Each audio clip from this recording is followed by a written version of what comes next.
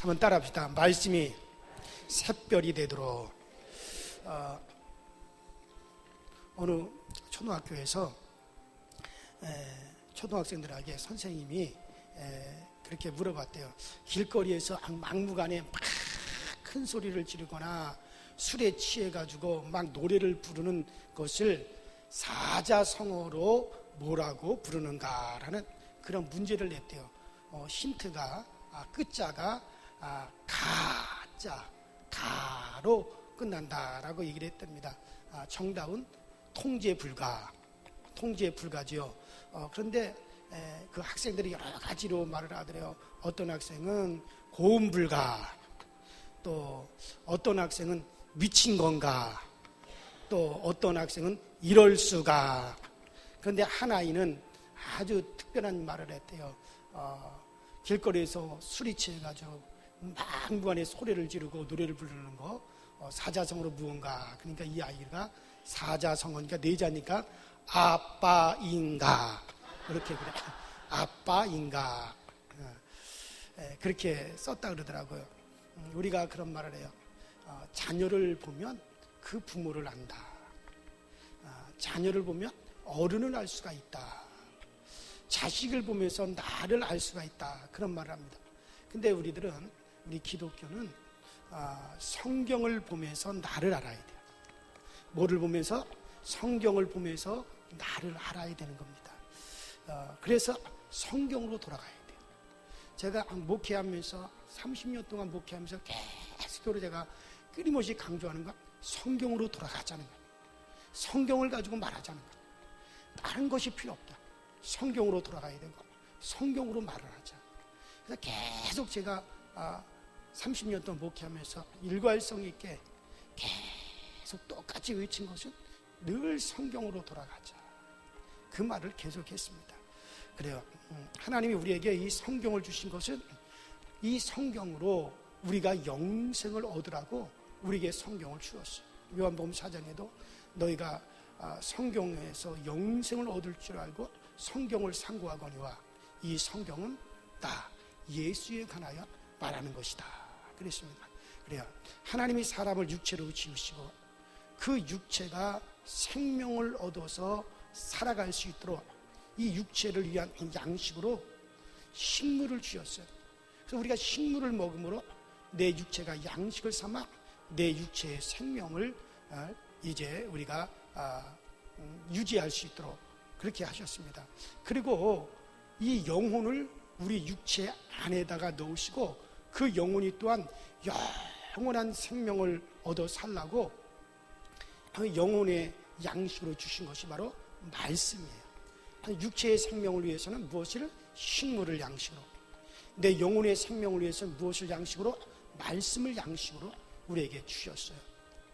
그래서 과거에는 하나님께서 천사를 통해 가지고 그 천사를 통해서 하나님이 계명을 주시고 또 그 음성을 들려주시고 그래서 그 말씀에 순종함으로 이제 살게 하셨고, 그러나 지금은 하나님이 성경을 기록하셔서 그 성경을 보고 성경을 듣고 이 성경의 말씀을 우리가 깨달음으로 그분의 음성을 듣게 하셨고 이를 순종하는 자마다 듣는 자마다 살아나리라 하고 우리에게 말씀하신 겁니다.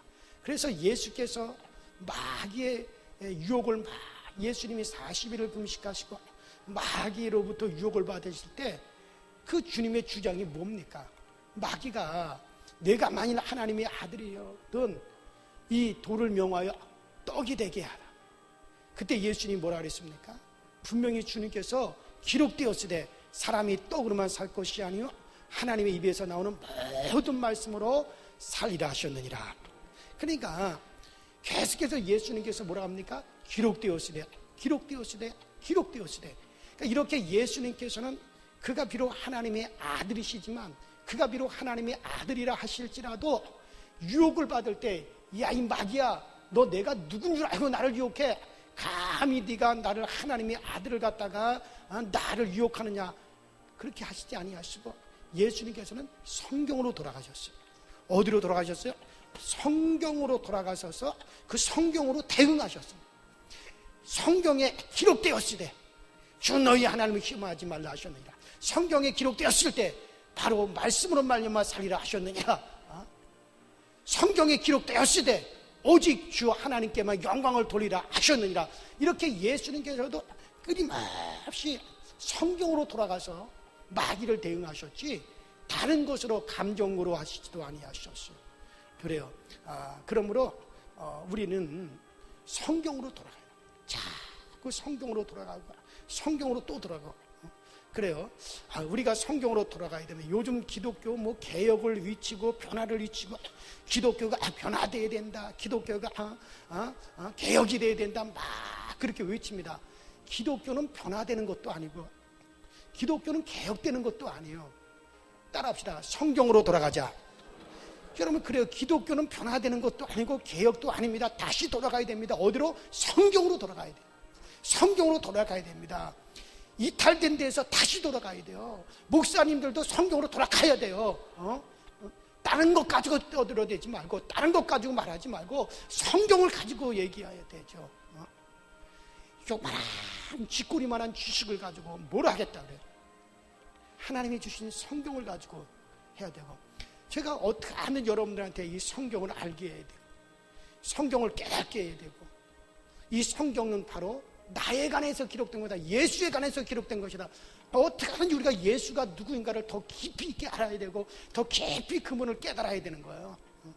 성경으로 자꾸 돌아가서 그래야 사는 겁니다. 자, 오늘 베드로후서 1장 19절에 자, 거기 베드로가 뭐라 그러냐? 더 확실한 예언이 있다. 그러니 어두움을 비추는 등불처럼 너희 마음에 샛별같이 떠오를 때까지 주의하라 라고 말씀하셔요. 따라합시다. 너희 마음에 샛별같이 떠오를 때까지. 그래요. 여러분, 낮에도 등불이 있지만 낮에도 등불을 켜놓아서 등불이 있지만 등불을 켜놓아서 밝음이 절대 표나지 않습니다. 캄캄한 밤이 되면 등불이 또렷하게 보여지는 거죠. 낮에 별이 있을까요, 없을까요?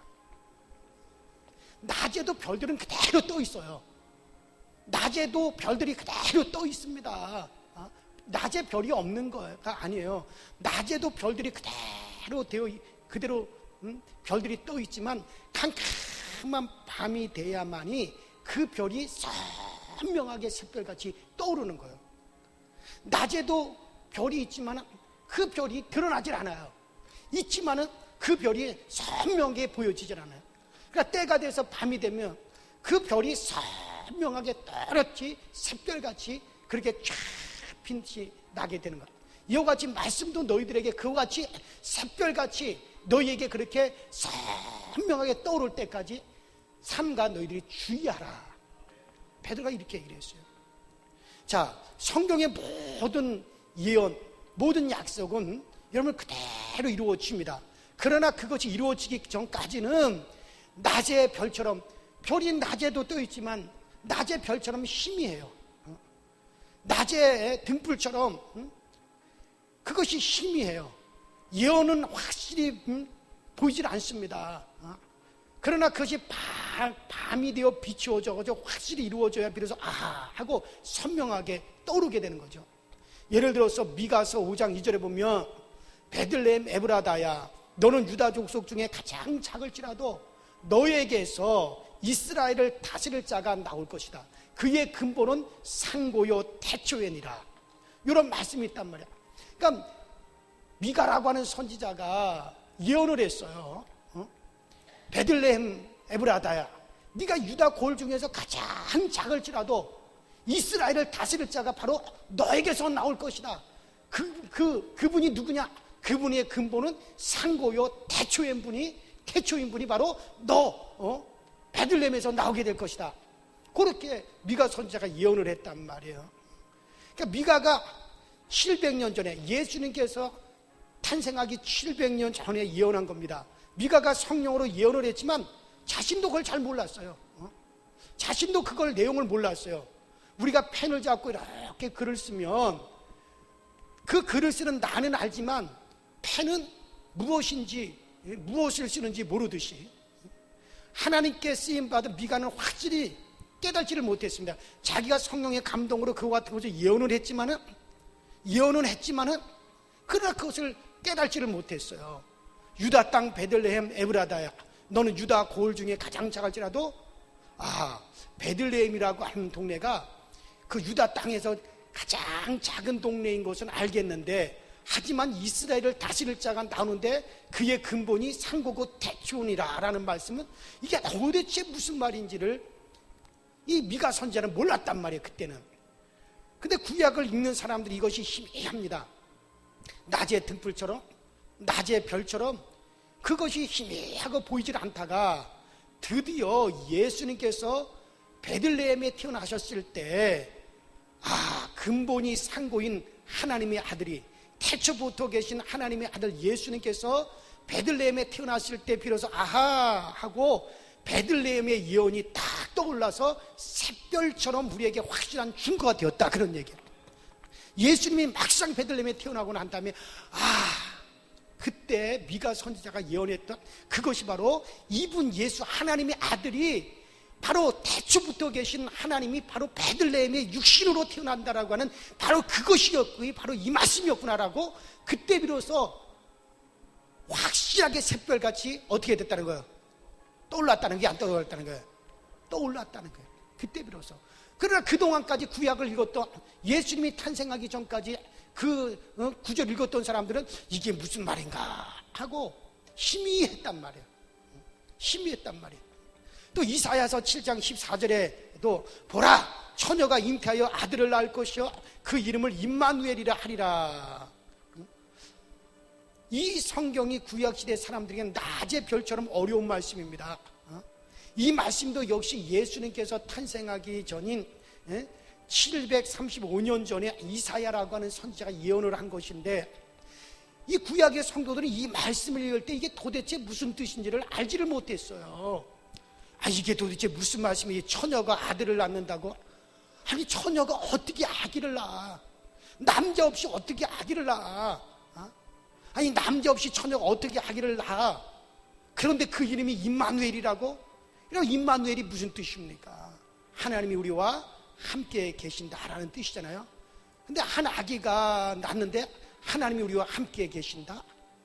이게 도대체 무슨 말인지 도대체 우리가 모르겠다.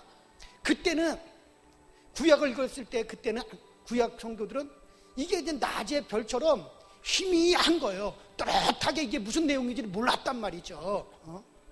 그러나 예수님께서 남자 없이 처녀의 몸에 성령으로 잉태하여, 예수님께서 남자 없이 성령으로 처녀의 몸에 잉태되어 탄생하셨을 때 하고 그때 깨달았습니다. 또 천사들이 그렇게 말했습니다. 예수님께서 오신 것은 바로 하나님께서 육신을 입고 이 땅에 오신 것이로구나. 그래서 하나님이 우리 가운데 육신을 입고 오셨으니 하나님이 우리와 함께 하는 거야, 안 함께 하는 거예요? 그 임마누엘이 됐어요, 안 됐어요? 됐잖아요. 임마누엘의 뜻이 무슨 뜻이라고? 하나님이 우리와 함께 하신다. 근데 하나님이 우리 인간들 중에 육신을 입고 딱 오셨으니, 이게 바로 하나님이 우리와 함께 하신다는 말이 바로 이런 말씀이었구나. 그래서 그때 당시에는 이것이 희미했어요, 낮의 별처럼. 그런데 이것이 딱 예언이 이루어지고 나니까 샛별처럼 확 떠올라서 그 말씀이 바로 이것이었구나 하고 그때 비로소 그들이 깨닫게 되었다, 그런 얘기예요. 그래요. 성경의 모든 예언은 이 성취되기 전까지는 낮의 등불처럼, 낮의 이 별처럼 희미한 거예요. 이것이 성취되기 전까지는. 그러나 이것이 딱 성취가 되어져서 이 말씀 우리 가운데 딱 왔을 때는 이것이 바로 샛별처럼 환하게, 밤에 그 별처럼 환하게 샛별이 되어 우리 가운데 나타난다는 거예요. 그래요, 여러분들. 비록 구약 사람들은 희미했고 잘 몰랐을지라도 계속 읽고 듣고 전하고 상고 그럴 때 드디어 예수께서 오셔서 확실하게 드러나 하나님이 함께 하신 거죠. 비록 여러분들이 몰라도 희미해도 이 예언의 말씀을 읽고 듣고 주목하면 반드시 때가 되면 하나님이 그 말씀에 함께 하셔서 복이 있게 되어지는 겁니다. 반드시 샛별같이 확 드러나는 거예요. 그러니까 베드로가 그 얘기하는 거예요. 너희들의 상가 조심해야 된다. 함부로 말씀을 가지고 이렇다 저렇다 판단하지 마라. 이 말씀이 뭐 이러니 저러니 얘기할 필요가 없다. 언젠가 그 말씀이 너희들에게 샛별처럼 확하게 떠오를 그때까지 함부로 말씀을 판단하지 말고 주목하라는 거예요. 샛별같이 확 떠오를 때까지. 그러니까 여러분들에게도 마찬가지예요. 우리가 성경을 읽을 때 함부로 판단하지 마세요.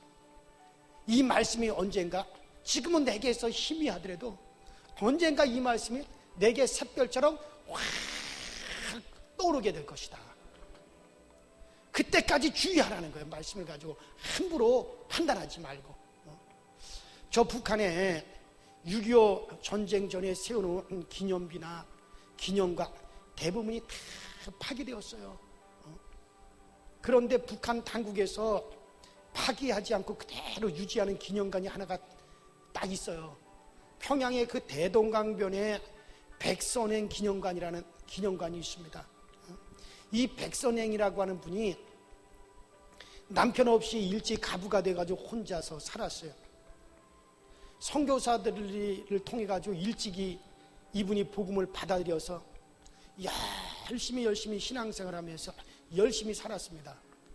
특별히 요한계시록 1장 3절 이 예언의 말씀을 읽는 자와 듣는 자들과 그 가운데 기록한 것을 지키는 자들이 복이 있나니 라고 하는 이 말씀대로 날 성경을 읽고 말씀을 날 듣고 그 기록된 말씀을 지키려고 애를 썼습니다.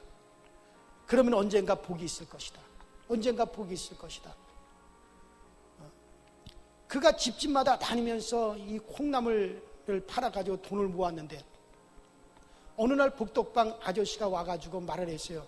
아주머니, 돈이라고 하는 것은 집에다 쌓아놔가지고 아무런 소용이 없습니다. 돈은 쌓아놔가지고 무엇합니까? 그 땅 하나 사두세요. 그래서 싫어요. 내가 그만큼 땅을 많이 살 만큼 돈이 있는 것도 아니고 싫어요.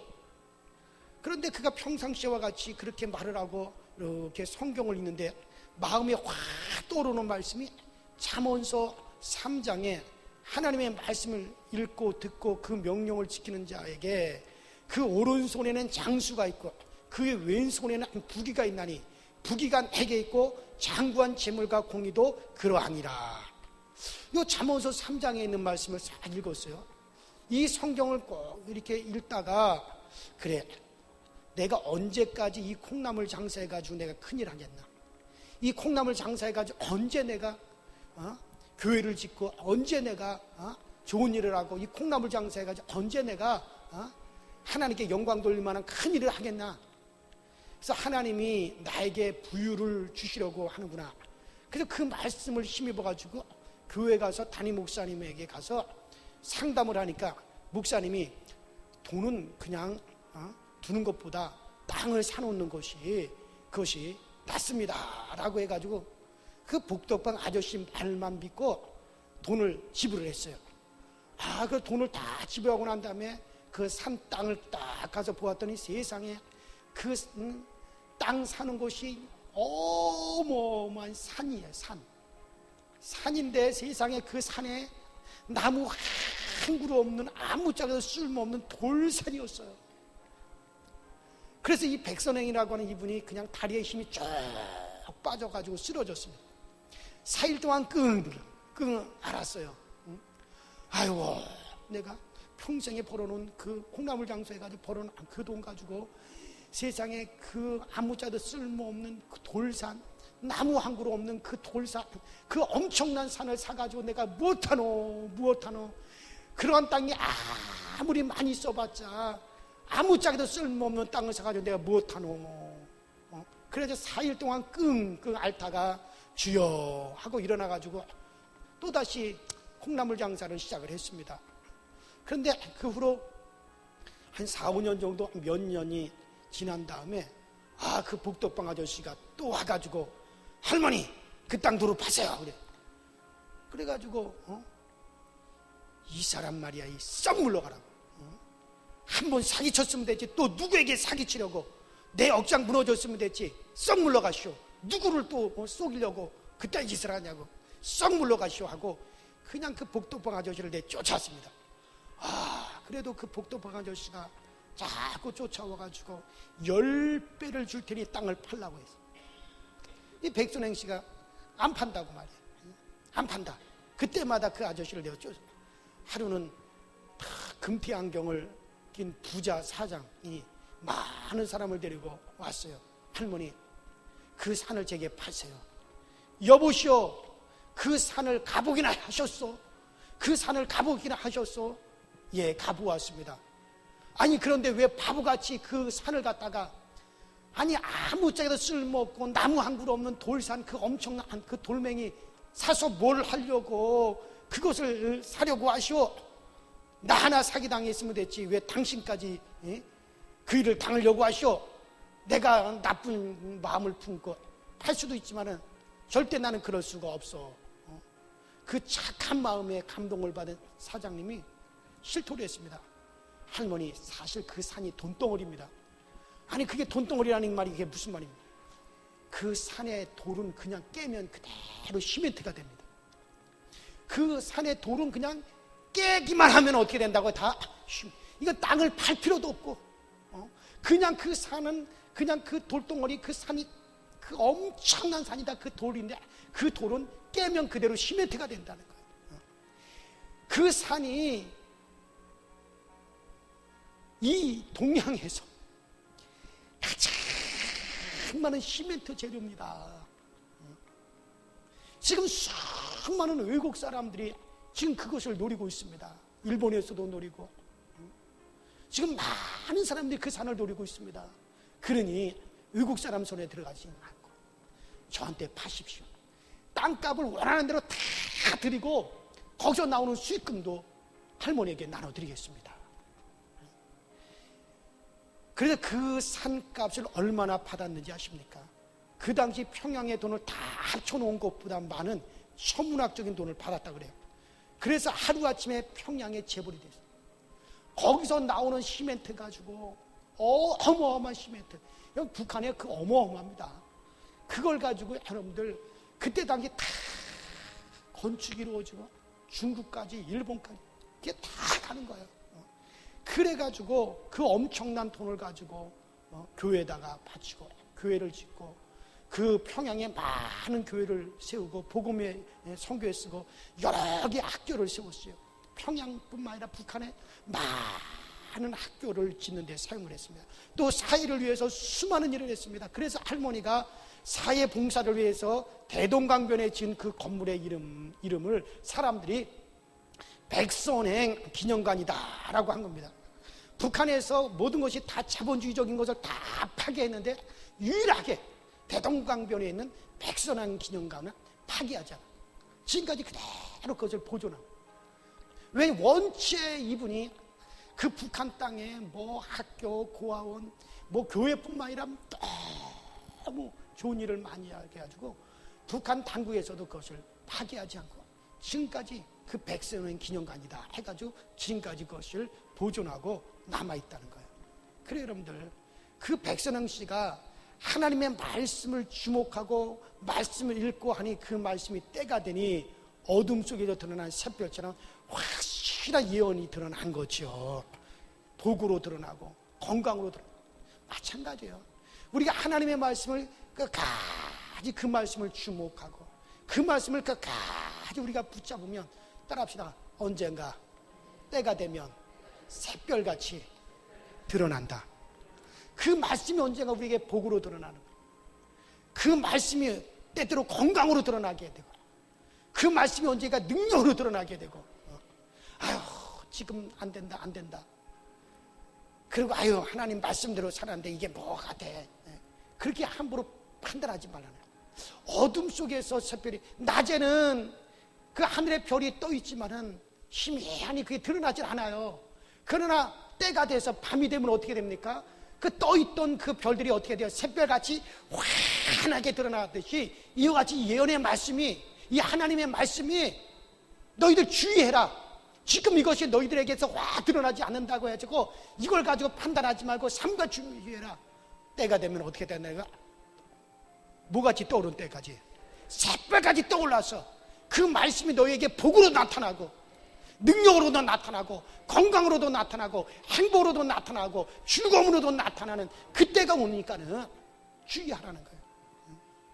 말씀대로 자기의 영의 생활과 혼의 생활, 육의 생활을 잘 분별하며 살 때 내가 하려고 해서 하는 것이 아니라 말씀이 일하게 되시는 거예요. 주의 말씀이 일을 하게 되는 겁니다. 그래서 뭐라고 했으면 내가 바울 사도가 내가 너희를 주의 말씀께 부탁한다 그랬단 말이에요. 너희들이 이 말씀을 가지고 있으니 언젠가 때가 되면 말씀이 너희를 위해서 일할 것이다. 바울이 그렇게 얘기를 했잖아요. 여러분에게서 말씀이 나를 움직이고 말씀이 나를 사용하도록 해야 됩니다. 그러기 위해서 내가 말씀의 종이 되면 말씀이 나를 사용하는 거예요. 이 하나님의 말씀은 살아있고 운동력이 있어요. 날선 검과 같아요. 살아있는 말씀이에요. 살아있는 말씀인데 이 말씀이 나를 사용하게 돼야 되는 거예요. 예수님을 처음 믿을 때 11조를 드리는 것이 낮에 등불 같고 낮에 별과 같아서 불확실합니다. 아이고 이거 11조 하다가 손해보면 어떡하나. 그러나 순종해 보면 깨닫게 됩니다. 내가 11조 하는 거, 내가 11조 하는 한 나는 절대 망하지 않는구나. 하나님께서 내 창고를 책임져 주시는구나. 예수님을 처음 믿을 때 우리가 불확실하더라도 나중에 믿음이 강해지면서 예수님만 믿으면 천국 가게 되는구나 하고 확실히 믿어지는 거예요. 이 성경을 보게 되면 2만 5천 가지 이 약속의 말씀이 있어요. 한 2만 5천 가지 예언이 들어 있습니다. 근데 그 모든 것이 다 이루어졌고 이제 큰 사건 하나만 남았는데 바로 예수 그리스도의 재림입니다. 이것은 확실한 예언이니 잊어서는 안 될 줄로 믿습니다. 확실한 예언이니 이건 잊어서는 안 됩니다. 열왕기상 18장 1절에 하나님께서 엘리야에게 분명히 약속하셨어요. 내가 지면에 비를 내리리라.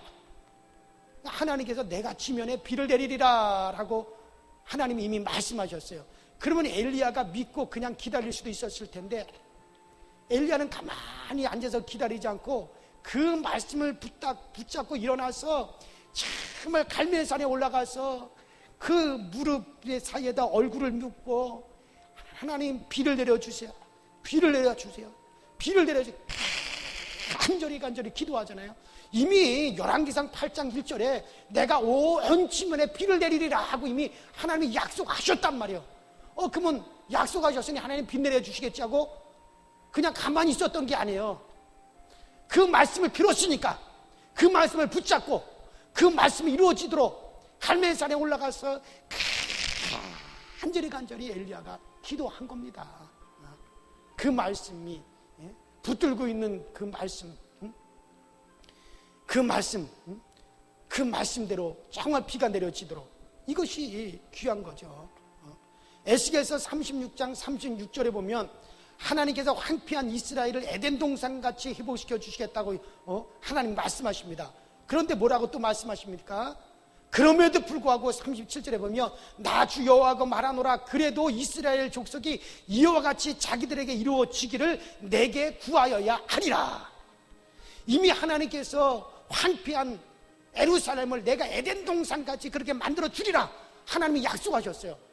그 약속하셨으니까 이루어지겠지 하고 가만히 있으라는 게 아니에요. 그래도 내가 너희들에게 그렇게 약속했다 할지라도 그것이 내게 그대로 이루어지리라 하고 하나님께 구하여야 되리라 라고 말씀합니다. 구하여야 되리라. 그래도 이스라엘 족속 이와 같이 자기들에게 이루어주기를 내게 구하여야 할지니라 라고 말씀하셨습니다. 엘리야의 기도 속에서 우리가 배우게 되는 교훈이 뭡니까? 따라합시다. 약속을 붙잡고 기도해야 된다. 하나님께서 수많은 예언의 말씀을 주셨어요. 많은 약속의 말씀을 우리에게 주셨어요. 그렇게 많은 약속의 말씀을 주셨을지라도 그 말씀을 붙잡고 간절히 그것이 이루어지기 위해서, 그것이 내게 이루어지기 위해서 간절히 하나님께 구하여야 되리라. 내가 정말 그것에 대해서 믿고 정말 하나님 앞에 계속 구하여야 되리라 라고 우리에게 말씀하신 겁니다. 그래요. 엘리야의 기도 속에 우리가 말씀을 붙잡고 기도해야 된다. 어떤 사람은 그래, 하나님께서 그냥 말씀하시고 약속하셨으니까 그 말씀 믿고 가만 기다리면 되지 뭘 그렇게 난리를 치고 기도하자고 뭐 그렇게 떠들벅석하게 그러느냐고. 한 가지는 알아도 두 가지는 모르는 거예요. 분명히 그렇다 할지라도 어떻게 해야 되는 거예요? 그 약속의 말씀이 우리에게 이루어지기 위해서 어떻게 해야 된다는 거예요? 너희가 구하여야 된다는 거예요. 기도해야 된다는 거예요. 그러니까 기도해야 돼요? 안 해야 돼요? 기도 안 해도 된다라고 하는 목사가 있으면 막이라고 생각하시면 돼요. 거짓말 아니에요.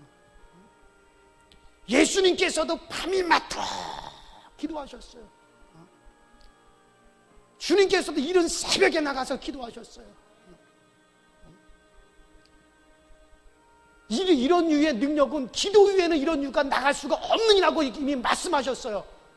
아니 예수님이 그렇게도 말씀하셨고 그분이 친히 우리에게 모범을 주셨는데도 기도 안 해도 된다? 이런 망령된 말이 어디 있습니까? 왜 주님의 말씀을 정면으로 부인하는 얘기를 하냐는 얘기예요. 여러분들 성경은 구약에도 신약에도 우리에게 계속 부르짖어야 된다. 구하여야 된다. 구하여야 된다. 여러분들 그래요. 우리는 이 약속의 말씀, 예언의 말씀이 우리 가운데 확실하게 샛별같이 이 말씀이 확실하게 떠오르기까지 우리가 그 말씀을 붙잡고 기도해야 됩니다. 부르짖어야 됩니다. 그래서 언젠가 그 예언의 말씀이 우리 가운데 샛별같이 일어난 날이 오게 된단 말이죠. 예언의 말씀은 있어요. 그러나 그 말씀이 낮에 별처럼 항상 희미하게 두어서는 안 된단 말이에요. 그 예언의 말씀들이 축복의 말씀이 확실하게 샛별처럼 우리 가운데 떠올라오고 이루어지기까지 우리가 하나님 앞에 기도해야 돼요. 부르짖어야 돼요. 그래요 여러분들. 그래서 엘리야와 바알 선지자들이 갈멜산에서 큰 대결을 하게 됩니다. 내 감정들은 내 필요에 따라 기도하는 것이 아니에요.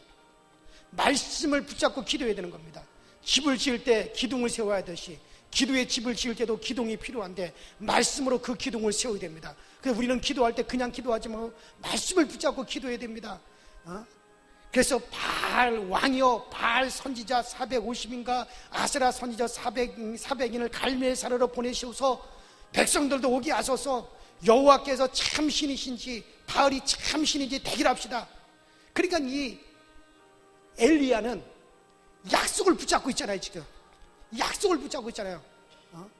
하나님께서 내가 이 지면에 큰 비를 내리리라 이미 하나님이 약속하셨으니 그 약속을 딱 붙잡고 있으니 담대한 거예요. 큰 소리 치는 거예요. 그래요. 우리가 하나님의 약속을 붙잡고 담대해야 됩니다. 그리고 그 말씀을 붙잡고 하나님께 계속해서 그 말씀이 우리 가운데 따라합시다. 새별이 되도록. 새별이 된다는 게 뭔 얘기예요? 확실하게 말씀의 그 예언에 희미했던 것이 확실하게 되게 새별처럼 내게 확 드러나도록 나의 삶에 확 드러나고 정말 여러분들 삶에 복으로 드러나고 건강으로 드러나고 그 약속의 말씀이 내게서 현실에서 이루어지는 것으로 확 드러나기까지 우리가 그 말씀을 붙잡아야 되는 거예요. 어느 책에서 본 글입니다. 초보 운전자인 한 아주머니가 어렵게 운전을 하고 가는데 뒤에서 차 한 대가 막 추월해서 오더니 아줌마 다른 사람 방해하지 말고 운전한다고 다른 사람 방해하지 말고 집에 가서 밥이나 해잡수시라고 그렇게 외쳤다 그래요. 그 말에 겁을 먹고 고민했지만 이분이 생각을 바꿨답니다. 초보 운전이라는 글을 다 떼어버리고 나 밥 해먹으러 간다 그렇게 아예 써놓고 담대하게 운전을 했다는 거예요.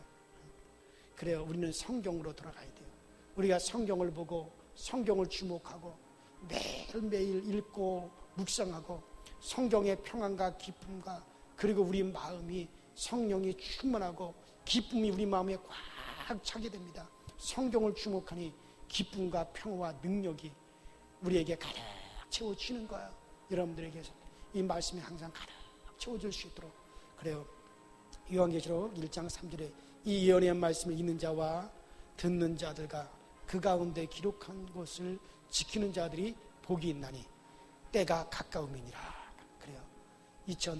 2019년도 이 성경을 읽고 듣고 지켜나갈 때 확실한 예언이 되어서 정말 우리의 어둠을 밝혀주는 샛별로 여러분들에게 이 말씀이 확 드러나게 되길 주의 이름으로 축원합니다.